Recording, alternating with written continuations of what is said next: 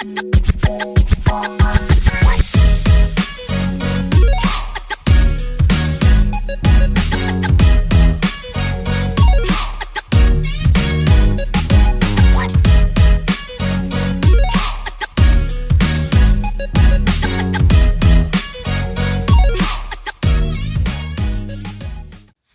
everyone, welcome back. So this is going to be another tag response video. Now this one is going to be my top 10 70s movies that I've seen.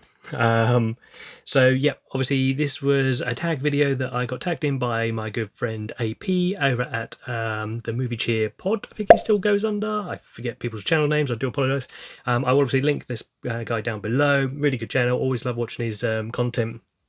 I've got a special routine on a Sunday morning where I love to just get a cup of coffee, a bit of breakfast, and he normally releases a video sort of some point on a Saturday in the afternoon or evening, so I'll check it out Sunday morning with my breakfast. That's a little routine I love to do, and then I go on to Roy over at Blue Roy Movies and normally do his sort of weekly watches video as well, so I've got a nice little watching routine there.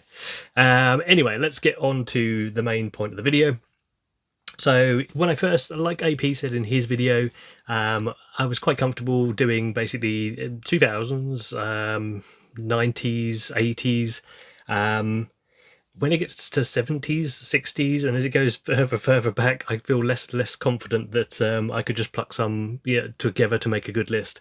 But again, as everyone's been saying, including AP himself, once you start, it's actually not as bad as you think. It's actually a bit easier than you think, or maybe arguably harder, because you end up with more titles than you think. So I have got my top 10 sorted. I've kind of tried to rank them as best I can. Again, as always, they're different day, different ranking, I'm sure, but this is pretty close. And I've got loads of honourable mentions. So these are all the ones that I kind of like going through my 70s collection. I just thought I can't not talk about very briefly. So going to have about 25 titles in total, so you can call this a top 25 if you like. Yeah, technically the 15 I'm going to go through first are going to be honourable mentions, and then we'll go on to top 10.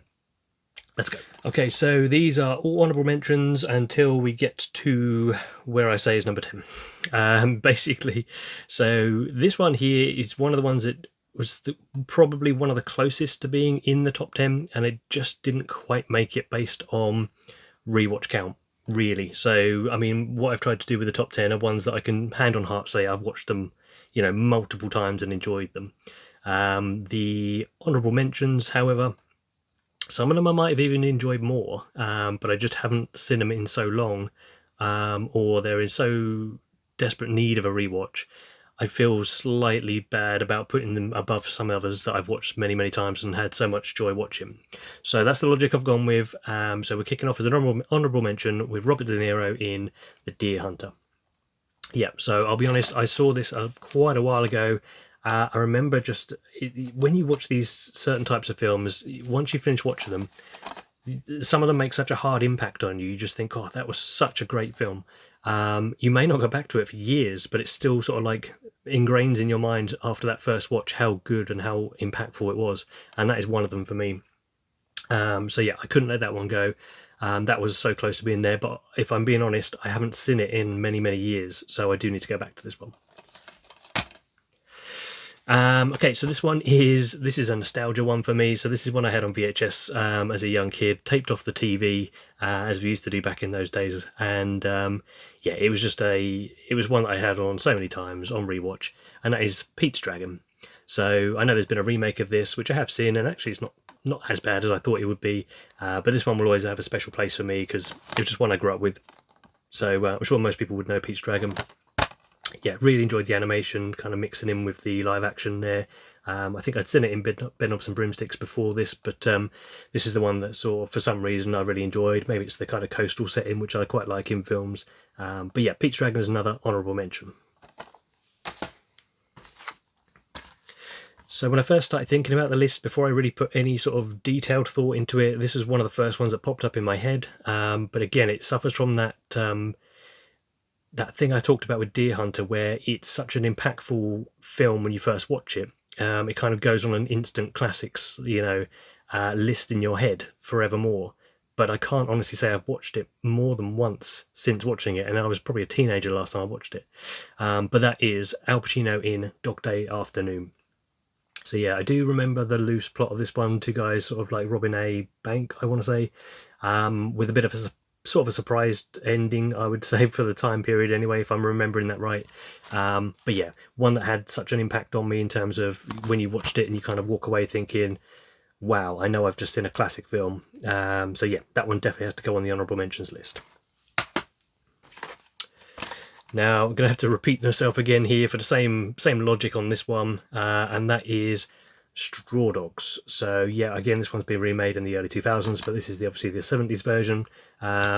So yeah, again, once I watched this one, I just knew this was something, you know, different, something special compared to what I've been watching. But it is also one that if I'm being honest, I'm probably only seen the once, possibly twice, but desperate need of a rewatch once again.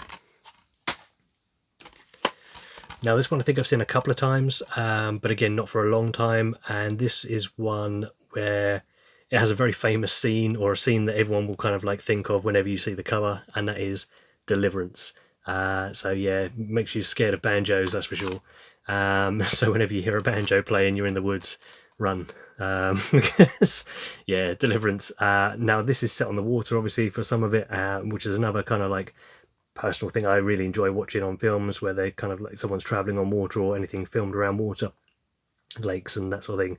So yeah, that one again suffers from the whole needs a rewatch kind of vibe, but yeah, definitely had to be on the honourable mentions list for that one. Now, I couldn't not mention this one. I can't say it's a film that anyone, well, a lot of people would say they really love, but it was one that was very, I guess you'd call it formative in my kind of like watching habits. So it hit me as a teenager. It was, you know, a lot of taboo around it at the time, when it was first made, and also when I was watching it as a teenager, because I think then it was when it was first being released uncut in the UK. And that is Wes Craven's Last House on the Left.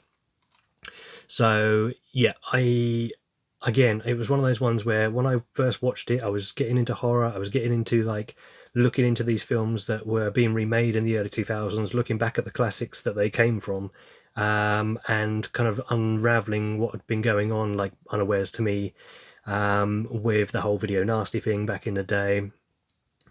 Films being banned, films being cut, films being uncut. Yeah, so I felt like, you know, I had to see this, and I had to see it uncut just to see what all the fuss was about. And again, another one that leaves you kind of like, definitely leaves a stain on your mind, I would say, is the best way to describe this film. I have gone back to it several times, but again, not for many years now. So I just love having it in the collection to be able to go back to as and when I please. So yeah, that is another honourable mention. Now, this one's again suffers with the whole single watch, but as such an impactful watch that you just know you have to have it in your collection, and that is Al Pacino in Serpico. So again, this one hasn't been watched for many years from me, but what I would say is, with the time I did watch it, again, it just sort of embeds itself in your mind, and you just know you're watching something so special when you're watching this film. So yeah, if you don't know, I think this is based on a true story, I want to say. But basically, a cop that doesn't want to, you know, back down. It doesn't want to kind of let things go. Essentially, when, you know, a lot of people would have backed down and not done what he did. But yeah, he decides that he's not going to have that. He's going to stick to his guns. But yeah, Serpico. If you've seen it, you know. If you haven't seen it yet, I'd highly recommend you get to it if you like your sort of cop thriller dramas from the 70s. So yeah, high up on my list of honourable mentions.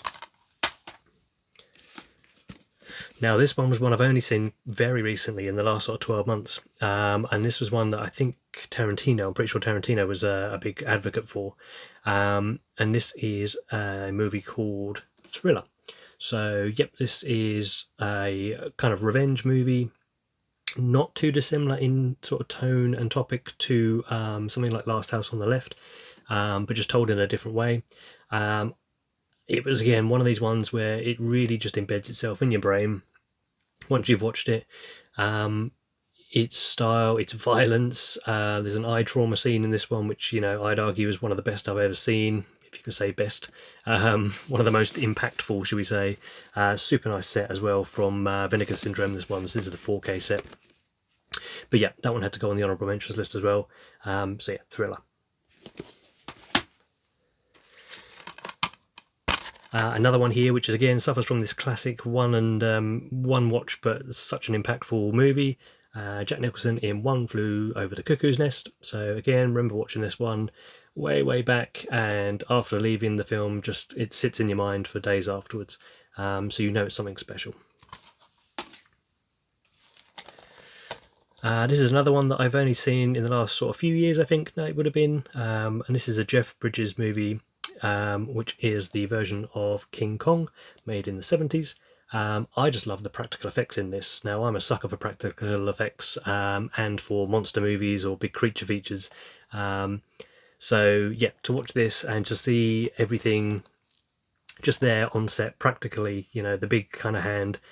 I know modern audiences, like I work with quite a few people that are very young, and they kind of refer to these type of effects as being like quite bad and quite hokey, but that's just a generational thing, I think. I'd rather have this than sort of a transitional period where we went through in the early 2000s of going from practical to blending with CGI that was a bit ropey. And then you look back on it, it dates it so bad. I'd rather have like a real practical kind of like giant gorilla hand for it to sit on, for people to come and like climb onto, because it just worked. I loved everything about this film. So yeah, King Kong. Now this is, I mean, this is still in the wrapper, so this obviously shows that it's still another one which I've probably not seen since DVD days, if I'm being really honest. But again, another one that just absolutely just embeds itself in your brain once you've watched it, and that is Robert De Niro again in Taxi Driver. So yeah, again, just remember seeing this one, must have been on DVD, and once it finished, another one that just sits with you for days on end after you've watched it.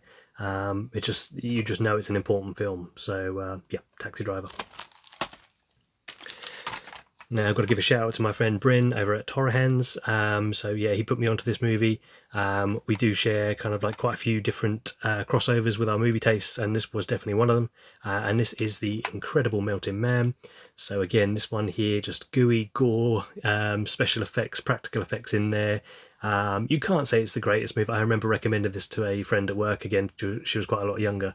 I don't think she quite knew how to tell me that she didn't quite get on with it the next day. But for me, it just works. So yeah, really enjoyed that one. Yeah, like almost like B-movie kind of like gooey mess, which is what I love. So The Incredible Mountain Man. Now another one which is very similar in terms of why it's on the list or how I come across this film, to The Last House on the Left that I spoke about briefly beforehand, and that is I Spit on Your Grave. So again, another one of those movies which kind of is very notorious for being a cult movie, a banned movie. And when I was a teenager, obviously being a teen, the first thing you want to do when someone says you can't do something is you want to go do it. So when people tell you or you hear that there's all these films that the UK has deemed, you know, not watchable, we are not allowed to see them, first thing you want to do is seek them out. So I think this is still, I believe this may still well be cut in the UK for the last release it had. So this is the import, for American import, which is the full uncut version. But yeah, so I've seen the uncut version. Very, again, kind of like stays with you, very traumatic, not for everyone, but definitely one that's kind of like been formative in my both tastes and my experience of getting into horror and growing with films to the age I'm at now. So yeah, that's I Spit on Your Grave. Next one, now this is one that on first viewing I thought it was fine, I thought it was okay, but I saw a 4K projected scan of this movie on the big screen a couple of years back now, and it really started to change my mind on it. So I had such a good time watching it with other people in the cinema on the 4K. It really just made me go out and buy this release, and that is Joe Dante's Piranha. Yeah, so you know, the more times I watch this one, the better it gets for me. So yeah, sort of a creature feature to some extent, but yeah, definitely one where the more I see it, like I say, the better it gets. So that is Piranha. Okay, so we've got one more honourable mention. So going from all those horrendous horror movies is a bit of a, aside from Pete's Dragon, this might be a bit of a change in pace. But I couldn't not mention it, and if you know me, you'll know why. That is the original, to hold it up there because it's a double pack, the Muppet movie. So big fan of Jim Henson. Labyrinth being my favourite movie of all time. I love The Dark Crystal. But the original Muppet movie, as much as I can't honestly say it was one I loved growing up, I was just in awe of watching how he did what he did with those Muppets, like Kermit riding the bike. I believe that's in the first one. It might be wrong. I've watched them all together. But yeah, just what they were doing with these Muppets on the big screen. I didn't even get quite a lot of the humour that was in there, to be honest, because it was quite, it felt quite old to me watching them as a kid. But just the marvel of seeing these things come to life on screen was enough for me to enjoy. So yeah, that is Jim Henson's The Muppet Movie. Okay, so that is the honourable mentions done and out the way. So that was a quarter of an hour of honourable mentions. So yep, this could be a fairly long video. Okay, I'm going to get straight into it. I'm going to try and speed through these a little bit more. So coming in at number 10 has to be Steven Spielberg's Close Encounters of a Third Kind. Yep, so do enjoy this one. I like a bit of sci-fi. The fact it's a PG, so I managed to get it, watch this quite early, which I think, if I'm being honest, I probably watched this quite early and didn't quite get, or didn't quite fully appreciate it because I was so young still. So yeah, I didn't really get the whole kind of like mashed potato building the kind of mountain thing. But yeah, watching it more as an adult, you do pick up on a few more things and put a few more things together, which make a bit more sense. I think when I go into this, as a young kid, I was really into watching the X-Files and things like that. And I was really wanting to see like proper, little green men running around taking people away and stuff, which you don't really get a lot of in this one. I know they show some on the back at the top there, but yeah, it's more like the psychology of this, and yeah, I just enjoy this one. So this is number 10 for me because I've seen this one a good few times. Okay, number 9 has got to be one that a friend recommended to me many years ago, and that is Apocalypse Now. So yeah, this is the big chunky set. So you've got, God knows how many, 6 discs in this set. Various cuts of the movie, I'm sure. You've got the Apocalypse Now final cut on 4K. You've got the Apocalypse Now original 1979 and the Redux on 4K. You've got the Apocalypse Now final cut on Blu-ray. Apocalypse Now and final cut on Blu-ray again, special features disc, and then the Heart of Darkness filmmakers Apocalypse documentary. So yeah, chunky set. Yeah, again, another one where I think the first scene and it's an early scene on the movie, might even be one of the opening scenes, when you hear the sound of the helicopter, the blades of the helicopter going, and you're looking at the ceiling fan in that room. That's, straight away I knew this is a film that I'm gonna, it's gonna be a different film to your run-of-the-mill kind of popcorn movies that are coming out of the cinema. So yeah, really, really enjoyed this one. It is desperately in need of a rewatch from me, if I'm being totally honest, but I have seen it more than once, so I felt confident it could go on my number 9 spot. I'm already forgetting the numbers, bear with me. Okay, coming in at number 8, probably one I've rewatched quite a lot, mostly due to it's one of my best friend's kind of favourite movies of all time, and I do obviously enjoy it, being at number 8 in my list, and that is Dawn of the Dead. So yeah, Dawn of the Dead, zombies in a mall, goo, gore, effects that kind of make you think, how on earth have they done that? Obviously, the better this picture gets cleaned up, the more obvious it is how they've done things. But back then, when you're watching it on DVD for the first time, it sort of blends in much better, and you kind of just, in awe of the great work done by Tom Savini on this. So it had to come in my top 10 spot. So yeah, this is number 8. So I'm going to get a bit of there's going to be a theme of a lot of horror in this mix if you haven't picked up on that already. So yeah, not to sway from that now. Number 7 is going to have to go to The Exorcist. So I still remember I bought this, again, quite young, probably 15, something like that, I would imagine, 14, 15. I bought a DVD box set, which had this movie in it. It had The Lost Boys, and it had Interview with the Vampire. And yeah, I just watched all of them, all quite different in their stories and their tone, but I had a blast with all of them. So yeah, this one, really enjoyed this one. Obviously it's a classic, no one needs to really be told anything from me about The Exorcist, but yeah, Really enjoyed this one. It couldn't not be on the list because of the amount of times I've seen this one over and over. But yeah, really enjoyed this one. Number 7. Now, number 6 on my list, I think I haven't messed these numbers up yet. Number 6 on my list is not a horror, it's the original Rocky. So yeah, Rocky, and now I'm not a sports guy in any way, shape or form, no interest in sport whatsoever. So to watch a movie that's based around sport, granted it's just really an underdog story, yeah, the way it's shot, the kind of like motivation it gives you, the music behind it, yeah, just to see this guy come up and just train through the streets, you know, and then take on this guy in the ring. Such a great film. So yeah, this is going to be my number 6 spot. Now, I don't think there's many lists that haven't contained this film, so this is going to be my number 5 spot, and that is the original Star Wars. So obviously this is in this nice set, but yeah, original Star Wars. I was very young when I saw these ones. I think I remember these were on a taped off TV VHS in my house when I was young, and the title Star Wars, I just thought it was something to do with space, possibly even a documentary. I don't know why, but yeah, I had no idea that, because I had no cover art or anything. It was literally just, you know, my mum or dad's handwriting on a sticky label on the side of the spine of this VHS. So when I saw Star Wars, it was sitting in that drawer for years, and I just avoided it, thinking it was an adult's film, a grown-up's film. I wouldn't get it. And then one day, as I got a little older, I kind of got curious and watched it. And yeah, wow, I was so shocked by, you know, it was all practical effects. It was just back then anyway, before they got tinkered with. Yeah, the characters in there, the whole sci-fi element of everything. Oh, you know, no one needs to be told again anything by me about Star Wars. But yeah, that comes in at my number 5, I want to say.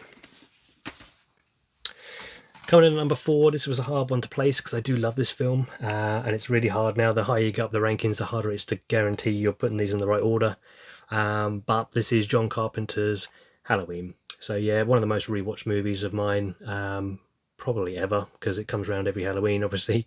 And I always think this cover, it took me ages to realise that it makes a pumpkin face. I don't know why. I just had never spotted that until like when I was a teenager, and I'd had it for years, and I saw it on someone else's cover, I think, and I looked at it, and the more I looked at it, I realised that it made like a carved pumpkin out of the kind of hand slashing down. So yeah, a little confession there for you. But yeah, Jamie Lee Curtis, Halloween, very nice, just kind of, it's not quite slow, but it's not like one of these fast-paced movies where everything's just happening all at once. It's just like takes its time. It builds a story up. There's a slow-moving character who's just unstoppable, going after these kind of babysitters, basically, or this babysitter. Again, everyone knows about Halloween. So this is going to be my number 4 spot. Again, this is one that I feel like I'm just doing a pretty much greatest hits now of everyone else's top 70s videos, but this is going to be my number 3 spot, and that is Jaws. So yes, 2 Steven Spielberg movies, I think, at least on this list already. So again, you can see this has still been in the cellophane, so I've still yet to check out the 4K of it. But it's one of the ones that, you know, impacts every one of so many people.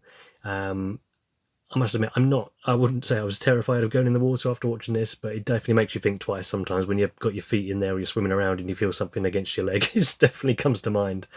But yeah, I think the worst thing I've ever had swimming in the sea is a jellyfish wrapped around my arm, luckily. So other than that, I've come away quite unscathed from sharks. So yeah, not all bad in reality. Although a jellyfish did sting. But yeah, Jaws, that is going to be my number 3 spot.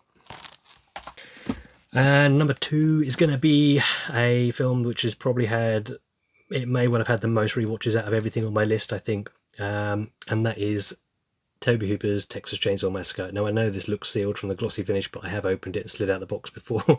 But this is the chunky set from Second Sight.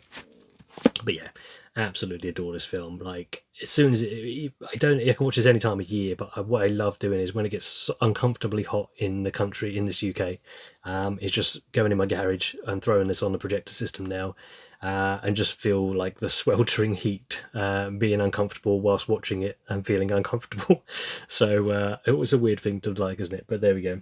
So that's my number 2 spot, Texas Chainsaw Massacre.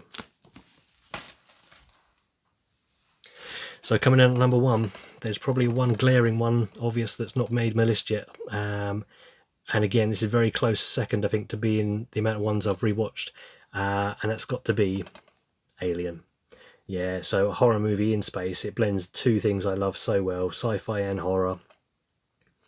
This kind of menacing creature feature as well. So I'm ticking so many boxes here with this film. Again, just the pace of this movie is so good. It just takes its time, builds its characters up, shocks you and the audience with the whole kind of chest bursting scene. Just the fact that it bleeds acid is just incredible. You just don't want to hurt it in some ways because it will just cause more damage. But yeah, again, if no one's not seen Alien that's watching this video, I'm sure, so I daren't tell anyone else anything else about Alien. All I'd say is I remember this. I think this is one of the ones that how I got to this was, again, as a young kid, probably very early teens or possibly just before teens. I'm pretty sure I picked up the VHS off a car boot sale, so I know it would have cost me like 50p or a pound or something like that of my pocket money back then, and just taking this home and watching it on my old 4x3 TV in my room on a Sunday afternoon, getting back from a car boot sale. Yeah, they were the good times, they were. So to have this now in like spotless 4K, just amazing. But yeah, number one spot has to go to Ridley Scott's Alien. So thank you, AP, for tagging me in this. I hope you've enjoyed. It's probably not the most inventive list in the world, but maybe some of the honourable mentions might have been a bit more spicy in there than being on everyone else's list. So yeah, thank you, everybody. I hope you've enjoyed that, and I'll see you again next time.